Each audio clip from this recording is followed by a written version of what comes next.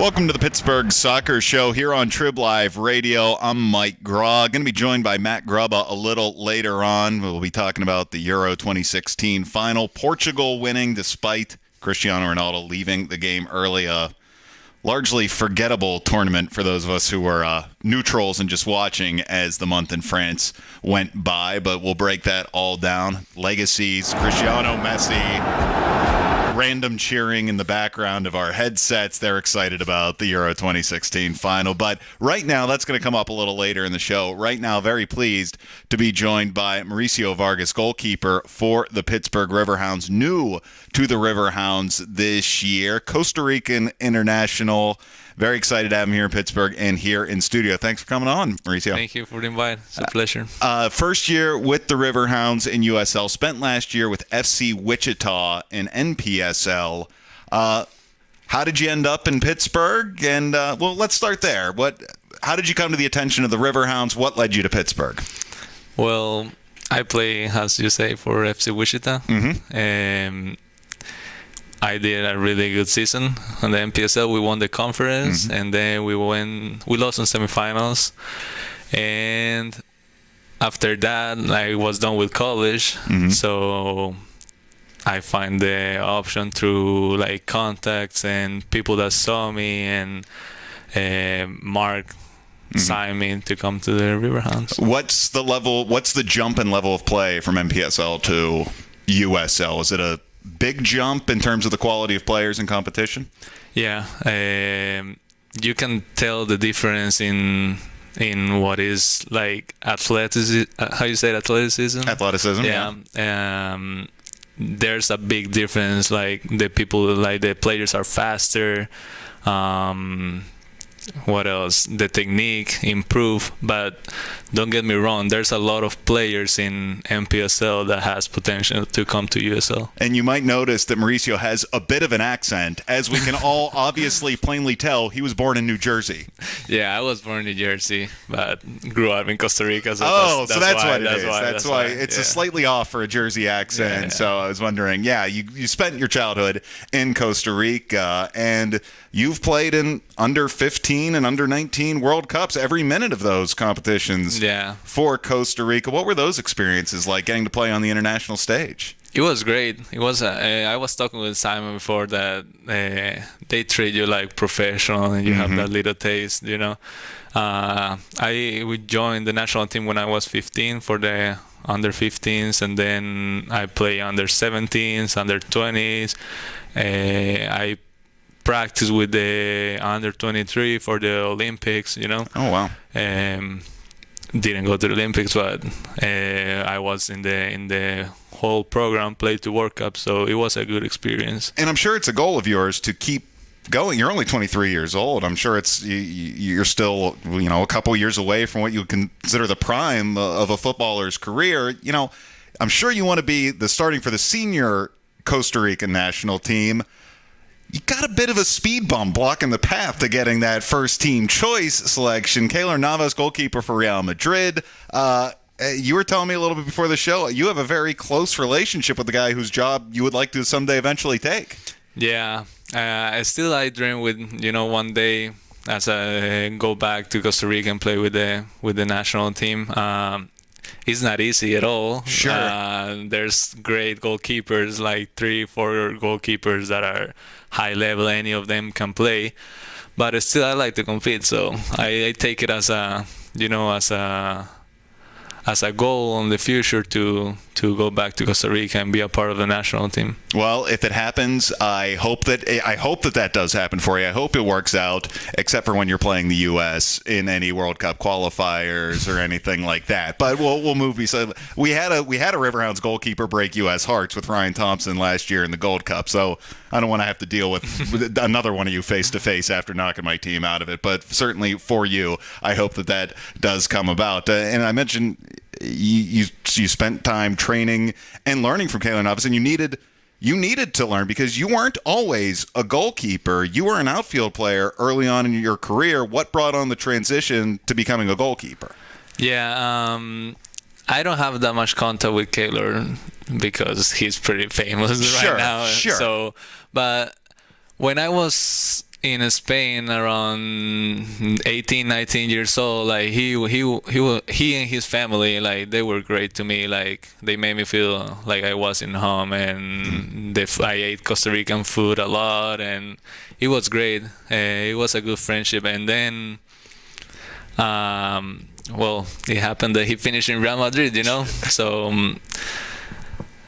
I mean, I don't have that much contact, but I'm really grateful with him. Sure. And everything he did. I learned a lot, and it was great to see someone at that level. I feel that, as I told you before, like I could tell that he was going far. Yeah. Yeah. And you weren't a goalkeeper until you were 13 years old. What brought on the change of going? What outfield position did you play until that time? And then, well, I grew up playing for Liga Deportiva Alajuelense. It's like one club in Costa Rica, first division Costa Rica. So, as a kid, you dream to play for the first team. It's a big club, and my parents put me on the academies when I was 9 years old. So I played 9 through 13 on the field, and then one day this coach came to me. What position? I was a center back and center defensive mid. Okay. Yeah. And then one day this coach, in a practice, he thought that I had the skills to play on goal, and here I am. And you're happy that you made that transition. It was a good decision. Yeah. And you're playing professionally now, so that's it seems like it worked out for you. In the long run here, talking to Riverhounds goalkeeper Mauricio Vargas. Follow him on Twitter at MAU, the numeral 1, Vargas, VARGAS. 2 league appearances so far for the Riverhounds, and is that correct? 2? No. 6. 6 league appearances for the Riverhounds so far, and the 1 cup appearance. And you have had, it's been going back and forth between you and Hunter Gilstrap for the minutes as Riverhounds goalkeeper throughout the course this year. Is there obviously you want to be playing as many minutes as you can, but competition, I mean, that's got to be good for the team. It's got to be good for the squad. It's got to be good for your development to have somebody pushing you and fighting for time. Yeah, he's a great goalkeeper, so I know I have to work hard to get that starting position, I'm happy with what I have been doing. I have played 6 games, and I'm happy with my performances. But it's not enough. I need to do something else to get there, and that's what I'm working for. Have the coaches told you what you need to work on to get those minutes more regularly? They just want us to work hard, all of us. So I feel that Brandon, Hunter, and I, we all fighting for that first position. Big stretch for the Riverhounds coming up. A couple of losses in the last 2 times out. A couple of shutouts the first time the Riverhounds have been shut out in consecutive games for a while. So no matter how good the goalkeeper is, it's tough to get wins if the outfield in front of you doesn't score any goals. But now we have 3 straight home games, a 3-game homestand coming up for the Riverhounds. I'm sure it's had to have been a topic at training today, as it has been, that this is a big stretch for this team right now that's still transitioning and getting used to new head coach Dave Brandt. Yeah, there's 3 important games that are coming, and we need to get as many points as we can if we want to keep competing.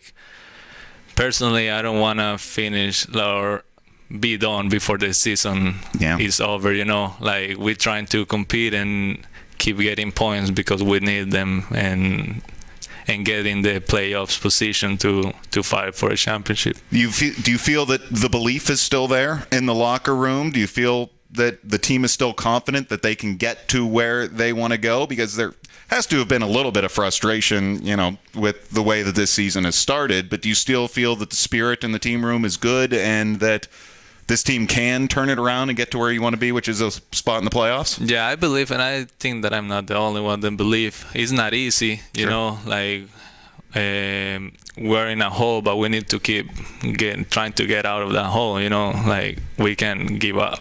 Yeah. Simple as that. At least that's how I feel. I'm not a quitter, so. When a coaching change happens, How much does that change what a goalkeeper is asked to do during a game? Because coaches have different philosophies and playing styles and ways that they want to play the game. So we could see on the field that the way Mark Steffens wants his team to play is different than how Dave Brandt wants his team to play. Does a coaching change affect what a goalkeeper is asked to do? Yeah, it does. In what ways? What's different under Coach Brandt from under Coach Steffens for you as a keeper? I feel that we need, like, what he been asking us to do is like trying to not play from the back that much. So we need to find like that second line of midfielders. He really likes to play direct. Of course, with sense. It's not just playing direct. You know? But the game changed a little, and it affects what you do as distributing the ball and everything like that. Yeah, from your it does. position. It does. And organizing a defense that's trying to play a little higher up the field as much as possible. Yeah, it does. Yeah. Mauricio Vargas is my guest here on the Pittsburgh Soccer Show here on Trib Live Radio. Big homestand coming up for the Pittsburgh Riverhounds. I want to take a look so I get these exact the opponents correct coming up here in the next few days. It is Thursday night against Richmond Kickers, Sunday against Harrisburg City Islanders, and then next Saturday, Charlotte Independence. All those games at Highmark Stadium. All are 7 o'clock kickoffs. Tickets available at riverhounds.com. A scoreless draw against Harrisburg City at Highmark Stadium on the 4th of July, and a 2-0 loss to Bethlehem Steel FC, which, reading recaps and watching Twitter and seeing a team that Pittsburgh was playing that was called the Steel was very confusing for me throughout the entirety of that game. But Riverhounds looking to turn it around and get back into those playoff spots under head coach Dave Brandt. Mauricio Vargas hoping to play his own big role in helping get the Riverhounds to that spot. So, Mauricio, very happy you were able to join us this week. Best of luck to you and the Riverhounds as the season goes on. Hope to see more of you between the sticks coming up over the remainder of this year. And best of luck with the Costa Rican national team and your future development. Thanks so much for coming in. Thank you. Mauricio